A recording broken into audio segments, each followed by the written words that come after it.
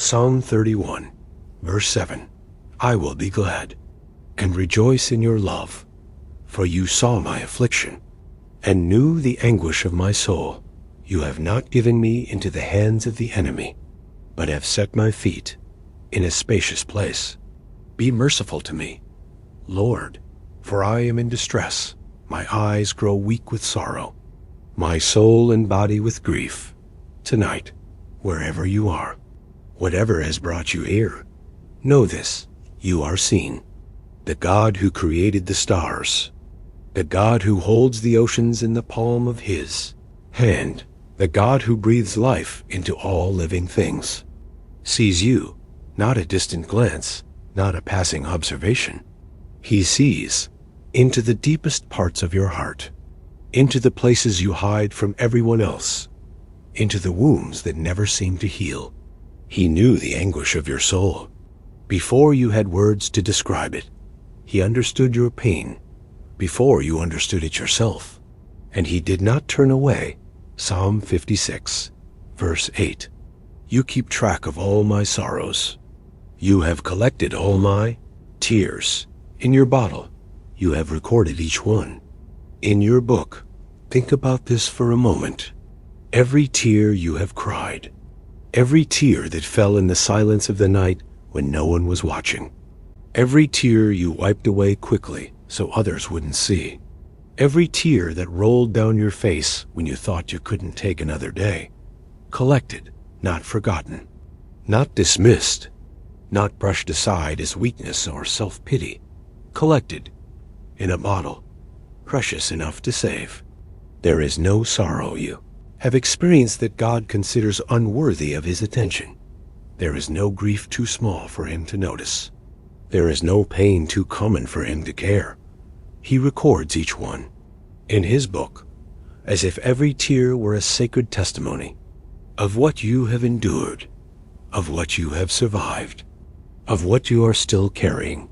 Your tears are not wasted. They are witnessed. They are held. They are honored. You have recorded each one in your book. If no one else on earth acknowledges what you have been through, God does. If no one else validates your struggle, God does. If no one else sits with you in the darkness, God does. He has been keeping count from the beginning. In the Gospel of John, chapter 11, we find Jesus, and we find him in a moment that changes everything we might think about God and suffering. Lazarus was sick. Lazarus was the brother of Mary and Martha, the same Mary who poured expensive perfume on Jesus and wiped his feet with her hair. So the sisters sent word to Jesus, Lord, the one you love, is sick. But Jesus stayed where he was 2 more days. And Lazarus died when Jesus finally arrived. Martha met him on the road. Lord, if you had been here, my brother would not have died. But Mary stayed in the house. Perhaps she was angry. Perhaps she was confused. Perhaps she was too broken to move. When Martha told her, the teacher is here and is asking for you, Mary got up quickly and went to him. She came to the place where Jesus was. When she saw him, she fell at his feet. Lord, if you had been here, my brother would not have died. The same words Martha spoke, but from Mary, they carried a different weight, a deeper ache, a raw and unfiltered grief. If you had been here, have you ever felt that? Have you ever wondered where God was when everything fell apart? Have you ever cried out, if you had been here, this wouldn't have happened. If you had intervened, I wouldn't be in this much pain. Mary fell at his feet, not in worship this time, in despair, when Jesus saw her weeping, and the people who had come along with her also weeping. He was deeply moved in spirit and troubled, deeply moved. The original Greek word here is far more intense than our translation suggests. It describes a groaning from deep within, an internal churning, a visceral response to pain. Jesus didn't observe her grief from a distance. He felt it. It moved something inside of him. "Where have you laid him?" He asked. "Come and see, Lord," they replied. Then, 2 words, perhaps the most powerful words in all of Scripture. Jesus wept. The Son of God, the Word made flesh, the one through whom all things were created, the one who would soon call Lazarus out of the tomb with resurrection power, wept. He already knew what he was about to do. He already knew that in moments, Lazarus would walk out of that grave. He already knew that mourning would turn to dancing. And still, he wept, because the people he loved were hurting. And love, true love, does not skip past pain to get to the solution. Love enters in. Love sits down. Love weeps alongside. Jesus wept, not because he was powerless, but because he was present. Not because he didn't have a plan, but because he had a heart. The God of the universe cried for Mary, for Martha, for you. And the people said, "See how he loved him. See how he loved." This is the heart of God revealed, not distant, not detached, not waiting for you to stop crying so he can give you a lecture about faith. Present, tender, moved by your tears. If you are weeping tonight, Jesus is not standing at a distance, checking his watch, wondering when you'll pull yourself together. He is close. He is near, and his eyes are filled with tears. 2. See how he loved. This is the same love that reaches out to you, right now, in this moment, wherever you are, whatever you have lost, whatever has been taken from you. He sees you. He hears you. He weeps with you, and he is not finished yet. Psalm 34, verse 18. The Lord is close to the brokenhearted and saves those who are crushed in spirit. Close, not far, not distant, not up in heaven looking down with indifference. Close. The Hebrew word used here suggests intimacy, nearness, a kind of closeness that can feel breath on skin, the kind of presence that doesn't need words. The Lord is close to the brokenhearted, not to the strong, not to those who have it all together, not to those who have figured everything out, to the brokenhearted. If your heart is broken tonight, you are exactly who he draws near to. You are exactly who he comes for. You are exactly who he holds. He saves those who are crushed in spirit, crushed, pressed down, flattened by the weight of grief, or disappointment, or loss, or betrayal, or loneliness. He saves those. Not he might save, not he could save, not he will consider saving. He saves. Present tense, active, ongoing. He is saving you right now in ways you cannot yet see, in ways that are deeper than circumstances, in ways that reach into the very core of who you are. The Lord is close to the brokenhearted. So if you feel far from God tonight, consider this. Perhaps you are not far from him at all. Perhaps he has never been closer, because your heart is exactly where he goes. And he whispers, "I see you. I am here. I am not leaving. Not now. Not ever." The Lord is close to the brokenhearted and saves those who are crushed in spirit. Close. This word, this single word, changes everything. Because when you are suffering, the first lie your mind believes is that you are alone, that no one understands, that God is somewhere far away, busy with more important matters, more deserving people. But Scripture says, close, not watching from a distance, not observing from heaven with detached concern. Close, near, present, intimate. The Hebrew word used here, karav, means so near that you can feel the warmth of presence, so close that breath mingles with breath, intimate that no words are necessary. This is where God is when your heart breaks. He doesn't wait for you to clean yourself up. He doesn't stand at a distance until you have the right words to pray. He doesn't require you to understand the purpose of your pain before he comes near. He moves toward broken things. He is drawn to shattered hearts, the way a mother is drawn to a crying child, the way a shepherd is drawn to a lost sheep, the way light is drawn to darkness. The Lord is close to the brokenhearted. If you feel far from God tonight, consider this. Perhaps the distance you feel is not his absence, but your pain, creating an illusion that he has left. He hasn't. He is closer now than he has ever been, because your heart is exactly where he goes. In the Gospel of Luke, chapter 4, Jesus stood up in the synagogue in his hometown of Nazareth, and he was handed the scroll of the prophet Isaiah. He unrolled it and found the place where it was written, "The Spirit of the Lord is on me, because he has anointed me to proclaim good news to the poor. He has sent me to proclaim freedom for the prisoners and recovery of sight for the blind, to set the oppressed free, to proclaim the year of the Lord's favor." Then he rolled up the scroll, gave it back to the attendant, and sat down. The eyes of everyone in the synagogue were fastened on him. Every person in that room held their breath. They knew this passage. They had heard it read countless times. They had waited their whole lives for the one it described. And Jesus said, "Today, this scripture is fulfilled in your hearing." Today, not someday, not eventually, not when circumstances improve. Today, this is why Jesus came.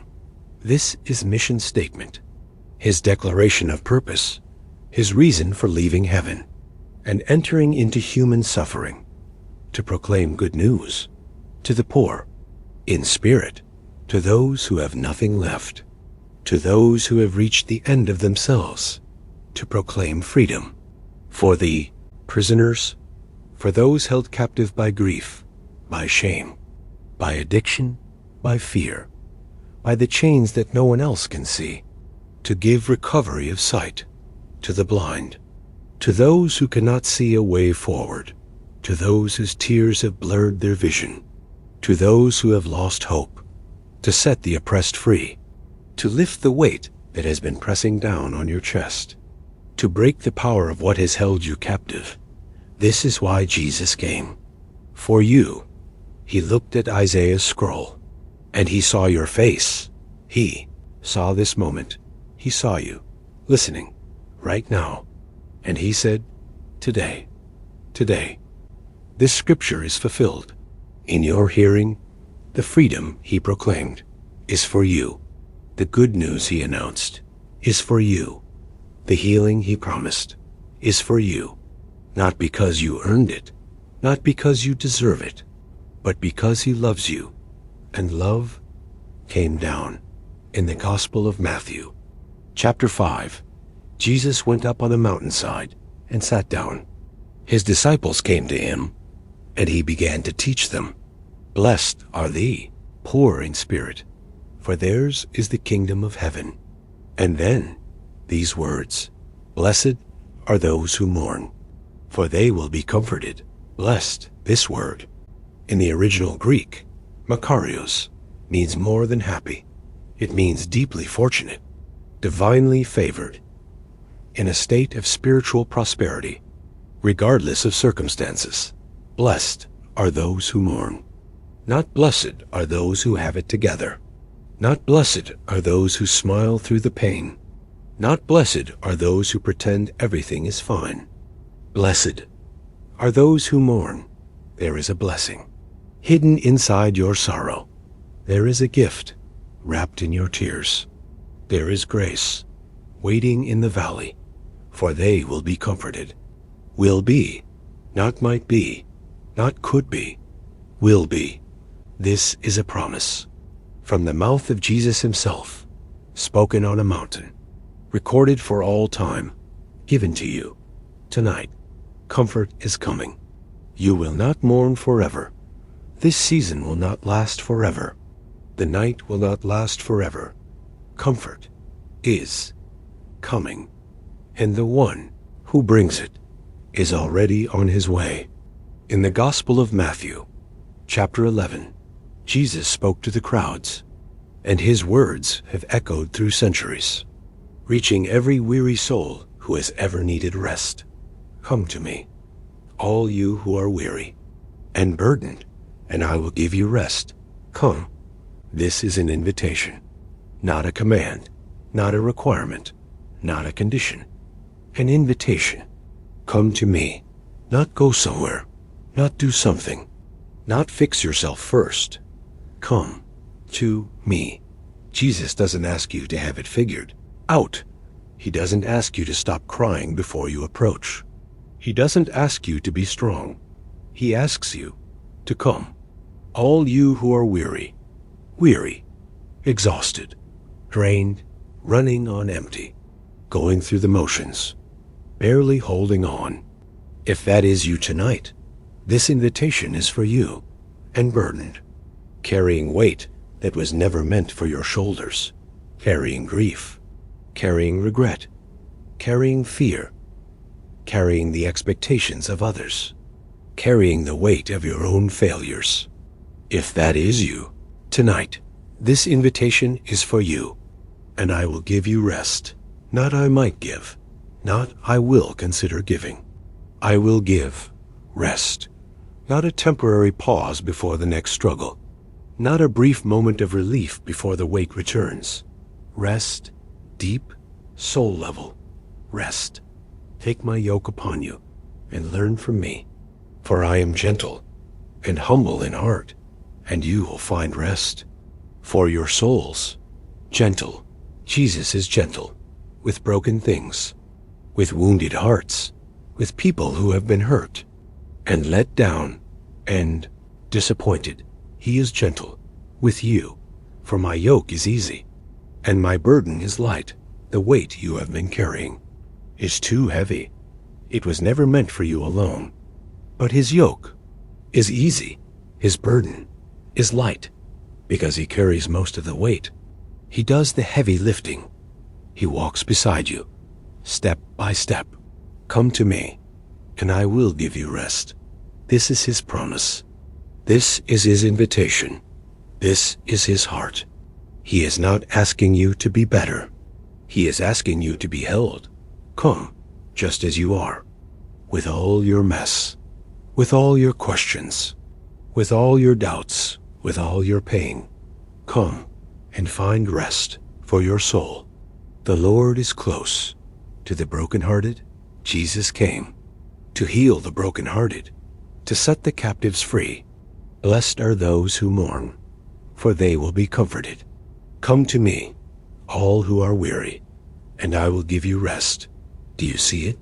Every word, every promise, every passage points to the same truth. You are not alone. You are not forgotten. You are not too far gone. Jesus is near. Jesus is gentle. Jesus is inviting you right now, not to perform, not to pretend, not to be something you're not, just to come and rest. But there is more, because Jesus doesn't just come close. He doesn't just invite. He acts. In the Gospel of John, chapter 14, Jesus gathered his disciples in an upper room on the night before everything would change. He knew what was coming: the betrayal, the arrest, the trial, the cross. And yet, in those final hours, he did not speak of his own suffering. He spoke of theirs. Do not let your hearts be troubled. Do not let. This is not a suggestion.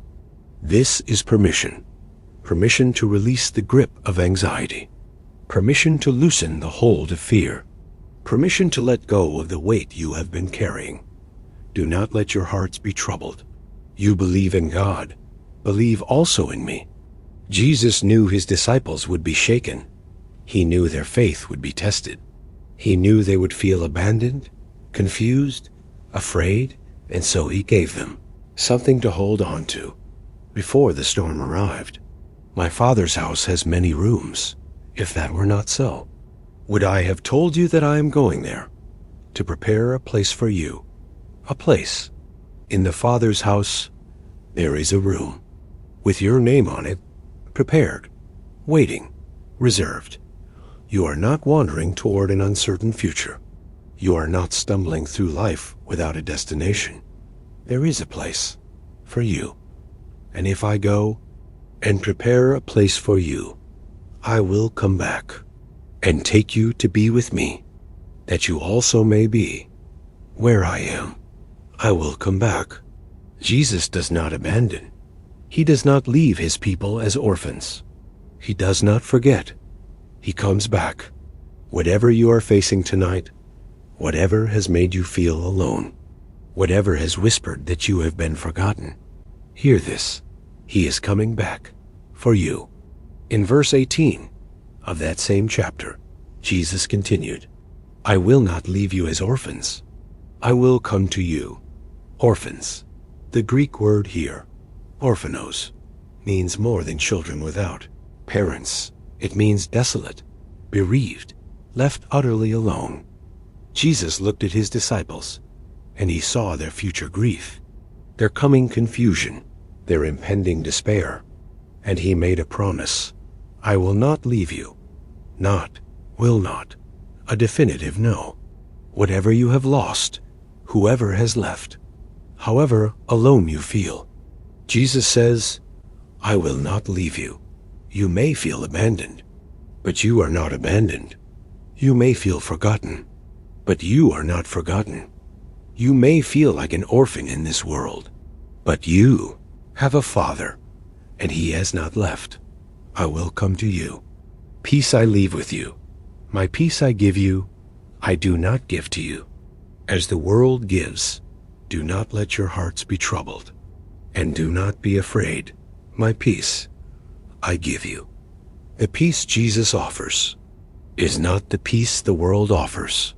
The world offers peace through circumstances, through control, through comfort, through the absence of conflict. But circumstances change. Control is an illusion. Comfort fades, and conflict always returns. The peace Jesus gives is different. It does not depend on what is happening around you. It depends on who is within you. My peace. The same peace Jesus had when he slept through a storm on a boat. The same peace he had when he faced his accusers in silence. The same peace he had when he hung on a cross and forgave. That peace is what he offers to you. I do not give to you as the world gives. The world's peace is fragile, temporary, conditional. His peace is unshakable, eternal, unconditional. Not let your hearts be troubled, and do not be afraid. He says it again, because he knows you need to hear it again. Do not be afraid. Fear may knock at the door, but you do not have to let it in. Anxiety may whisper in the night, but you do not have to believe it. Worry may try to take up residence in your mind, but you do not have to give it a home. Do not be afraid, because the one who calms storms, the one who walks on water, the one who conquered death itself, is with you, and he is not afraid. Psalm 147, verse 3. He heals the brokenhearted and binds up their wounds. He heals, not he might heal, not he could heal if conditions are right, not he will heal if you pray hard enough. He heals. This is who he is. This is what he does. Healing is not something God does occasionally. Healing is woven into his very nature. The brokenhearted, a heart that has been shattered by loss, by betrayal, by disappointment, by the cruelty of life in a fallen world. He heals and binds up their wounds. The Hebrew word here, chabash, means to wrap firmly, to bandage with care, to treat a wound with tenderness and attention. God is not rough with broken things. He does not tear the bandage off to see how you're healing.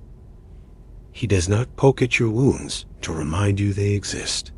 He binds, gently, carefully, with the skill of a physician who knows exactly what you need. Their wounds. The wounds that no one else can see. The wounds that don't show on the outside.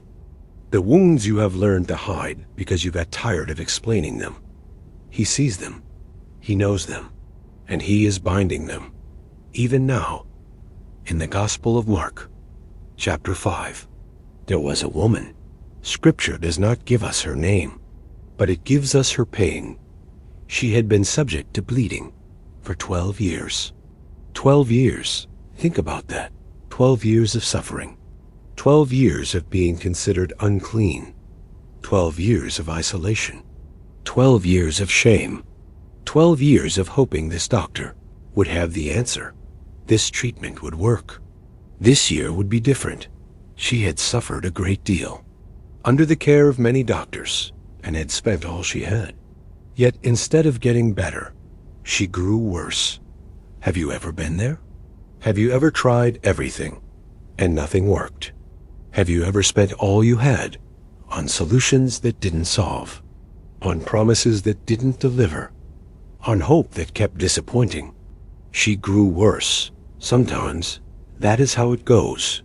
You do everything right, and things still get worse. You follow all the advice, and the pain remains. You pray all the prayers, and heaven seems silent. 12 years. But then she heard about Jesus. When she heard about Jesus, she came up behind him in the crowd and touched his cloak, because she thought, if I just touch his clothes, I will be healed. If I just touch. This was not a carefully reasoned theological position. This was desperation meeting faith. This was a woman at the end of herself, reaching out with everything she had left. If I just touch. Maybe you are there tonight. Maybe you are reaching out. With whatever faith you have left, maybe it doesn't feel like much. It is enough. Immediately, her bleeding stopped, and she felt in her body that she was freed from her suffering. Immediately, 12 years of pain ended in a moment. 12 years of suffering, healed with one touch, at once. Jesus realized that power had gone out from him. He turned around in the crowd and asked, "Who touched my clothes?" The disciples were confused. You see the people crowding against you, and yet you can ask, "Who touched me?" But this touch was different. This was not the accidental brush of a crowd. This was faith, reaching out and receiving. Jesus kept looking around to see who had done it. He stopped in the middle of his mission, in the middle of the crowd, in the middle of everything urgent and important. He stopped to find her. Then the woman, knowing what had happened to her, came and fell at his feet, trembling with fear. She told him the whole truth, the whole truth. 12 years of pain, 12 years of shame, 12 years of stories no one wanted to hear. She told him everything, and Jesus did not rush her, did not interrupt, did not dismiss her story as unimportant. He listened, and then he spoke. Daughter, daughter, not woman, not stranger, not you there. Daughter. In one word, he gave her back her identity, her dignity, her place in the family of God. Daughter, your faith has healed you. Go in peace and be freed from your suffering. Go in peace. After 12 years of turmoil, peace. Be freed from your suffering. Not just healed, freed, completely, permanently, thoroughly. This is what Jesus does. He doesn't just stop the bleeding. He restores the whole person. He doesn't just fix the symptom. He heals the soul. Daughter, your faith has healed you. Your faith, it wasn't perfect faith. It wasn't eloquent faith. It was desperate faith, reaching out in a crowd, hoping against hope. And it was enough. Whatever faith you have tonight, however small it may seem, It is enough. Reach out, touch him, and be healed. Go in peace. These are his words. To you, tonight, daughter, son, your faith has brought you here. Go in peace and be freed from your suffering. In the Gospel of John, chapter 16, Jesus spoke to his disciples about what was coming and about what would come after. Very truly I tell you, you will weep and mourn, while the world rejoices. You will grieve. Jesus did not pretend that pain would not come. He did not offer false comfort. He did not minimize what they would face. You will weep, you will mourn, you will grieve. He acknowledged the reality of suffering before he revealed the promise beyond it. But your grief will turn to joy. Turn, not be replaced by, not be followed eventually by. Turn, the very grief itself will transform into joy. A woman giving birth to a child has pain because her time has come. But when her baby is born, she forgets the anguish because of her joy that a child is born into the world. This is the image Jesus chose to explain how grief becomes joy. The pain of labor is real, intense, overwhelming in the moment. But it is not meaningless pain. It is productive pain. It is pain that is creating something. And when the child arrives, the memory of pain fades in the light of new life. So with you, your pain is not pointless. Your suffering is not wasted. Something is being born in the darkness, something you cannot yet see. But Jesus sees it. Now is your time of grief. Now, he acknowledges the present reality. He does not dismiss where you are. He does not rush you past this moment. Now is your time of grief. But I will see you again, and you will rejoice.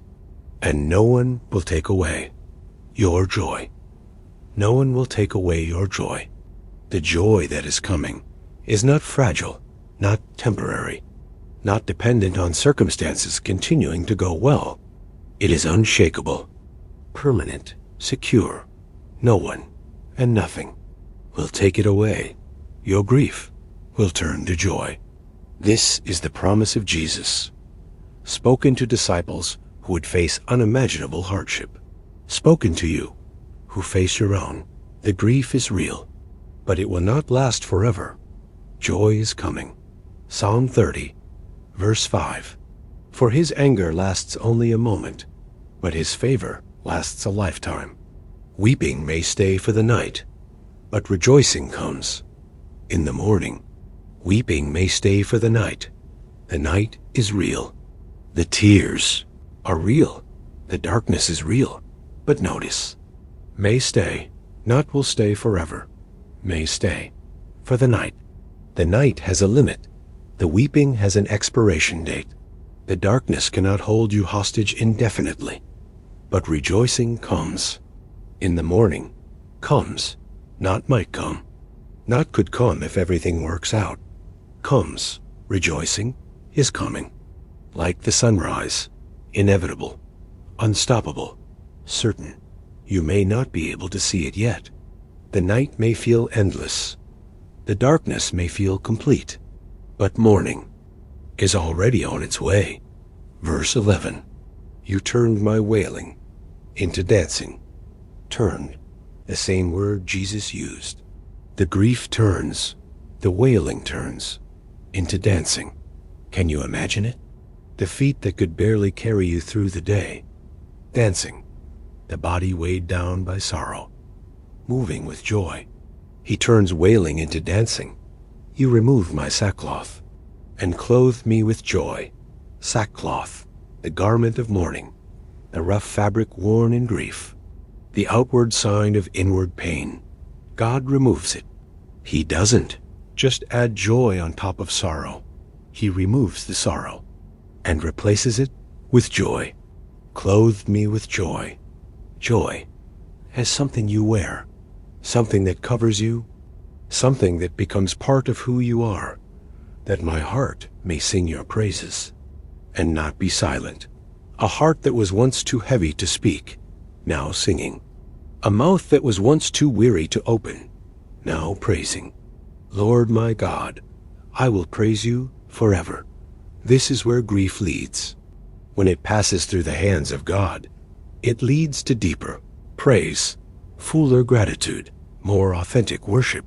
The ones who have wept the most often praise the loudest because they know what it means to have mourning turn to dancing. In the Gospel of Luke, chapter 7, Jesus went to a town called Nain, and his disciples and a large crowd went along with him. Nain, a small village, ordinary, unremarkable. But on this day, something remarkable was about to happen.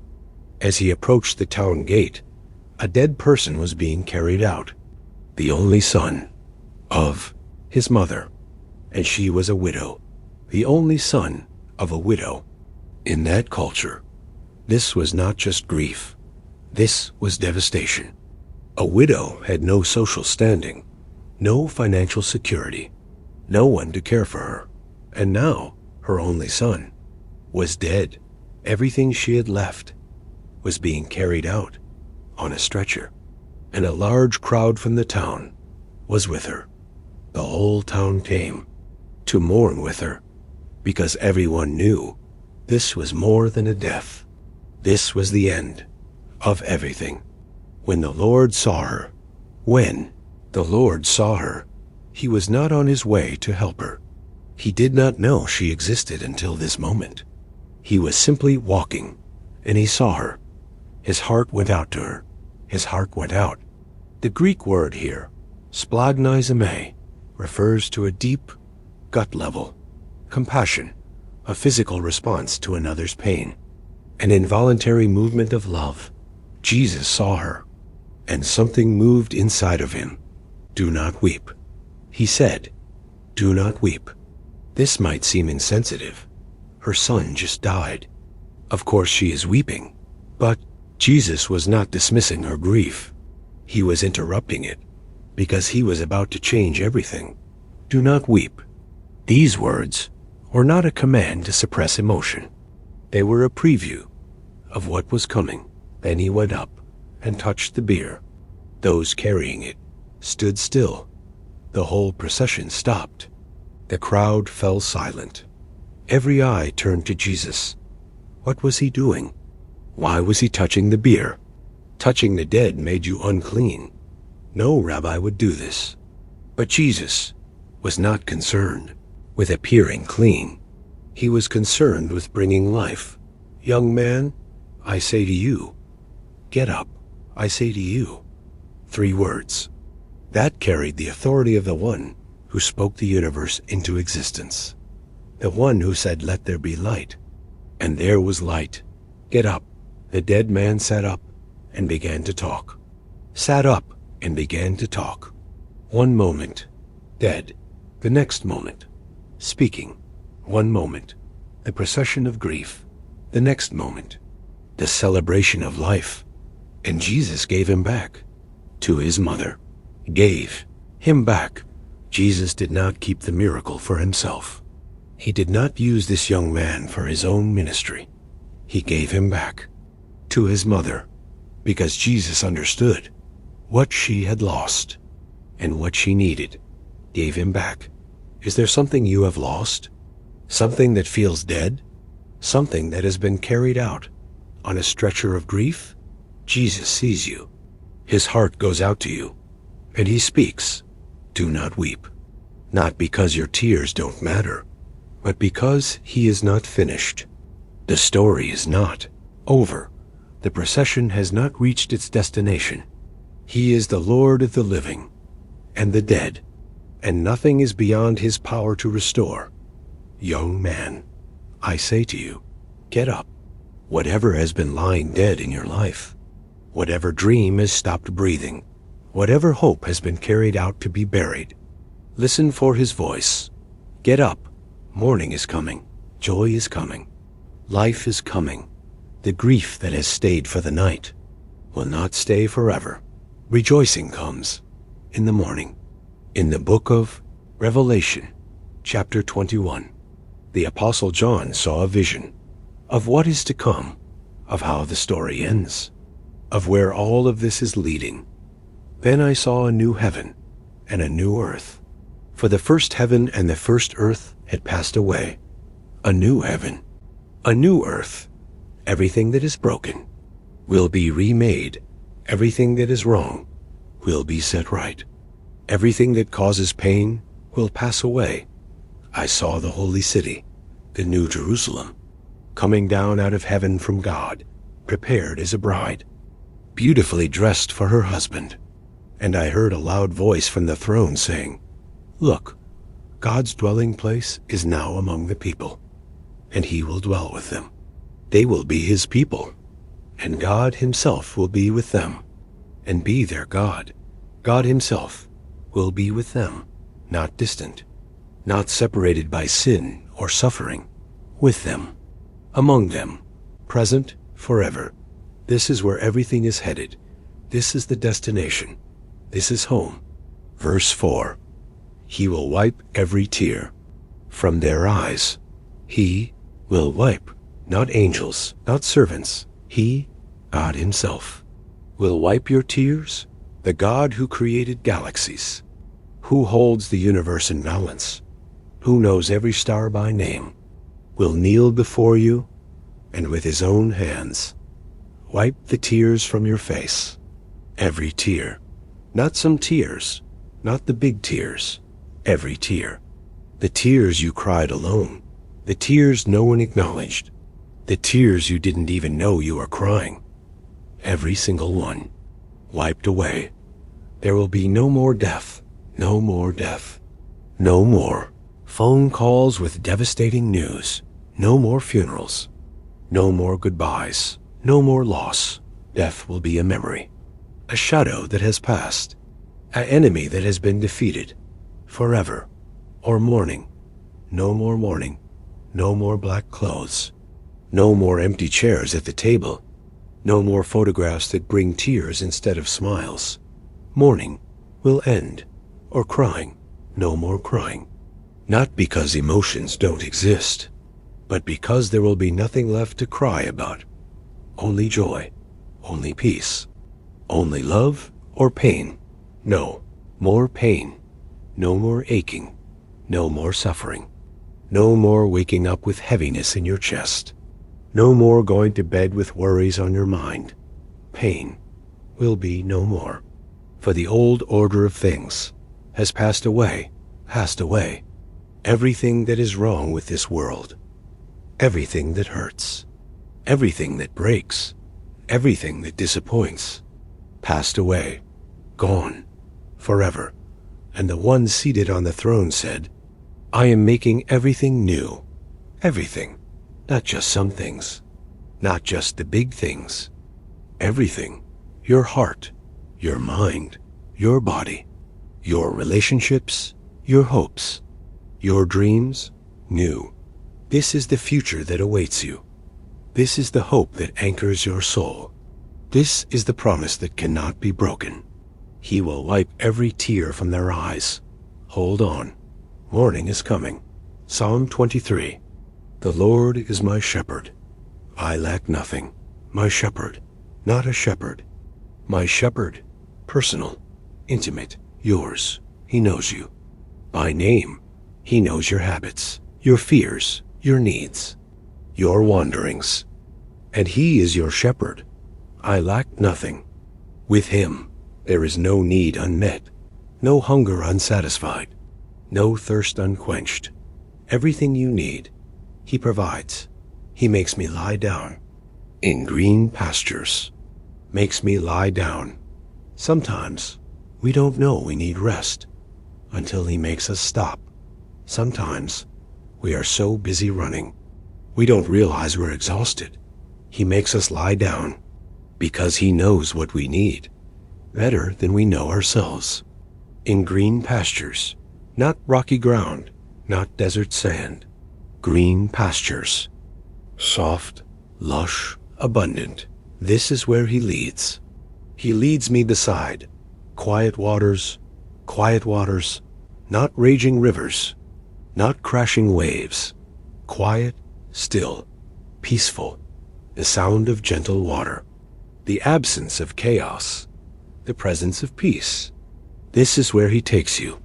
He refreshes my soul. Refreshes. The Hebrew word here, shub, means to restore, to bring back, to make whole again. Your soul that has been worn down, worn out, worn thin. He refreshes it, restores it, brings it back to life. He guides me along the right paths for his name's sake. He guides. You don't have to figure out the way on your own. You don't have to make decisions in the dark. He guides along the right paths. Not the easy paths, not the shortcut paths.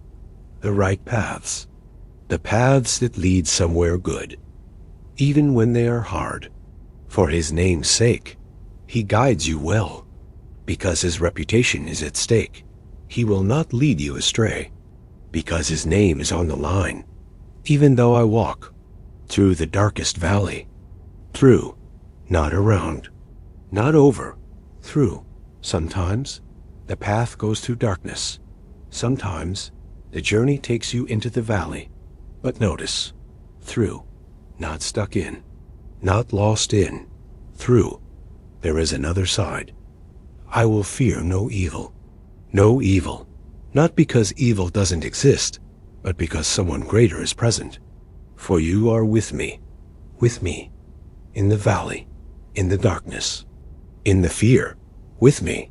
This is why we do not fear, not because we are strong, but because he is present. Your rod and your staff, they comfort me. The shepherd's tools, the rod for protection, the staff for guidance, both bring comfort, because both mean he is there, watching, guarding, leading. You prepare a table before me, in the presence of my enemies. A table, not a quick snack on the run. A table, a feast, a meal prepared with care, in the presence of my enemies. Not after the enemies are gone, in their presence, while they watch. This is the confidence of the one who belongs to the shepherd. Abundance, even in the midst of opposition. You anoint my head with oil. Anointing, a sign of honor, of blessing, of being chosen. He doesn't just tolerate you. He honors you. He blesses you. He chooses you. My cup overflows, not just full, overflowing, more than enough, abundance upon abundance. This is life with the shepherd, not scarcity, overflow. Surely, your goodness and love will follow me all the days of my life. Surely, this is certainty, not hope, not wishful thinking. Certainty, goodness, and love following you, not chasing you down with judgment, not tracking you with disappointment. Goodness and love all the days of my life, every day, from now until the end, and beyond. Goodness and love as constant companions, walking behind you, watching over you, and I will dwell in the house of the Lord forever. Dwell, not visit, not pass through. Dwell, live, remain, stay in the house of the Lord, home, forever, not for a season, not until circumstances change, forever. This is N, where you are headed. This is your destination. This is your home, the house of the Lord, forever.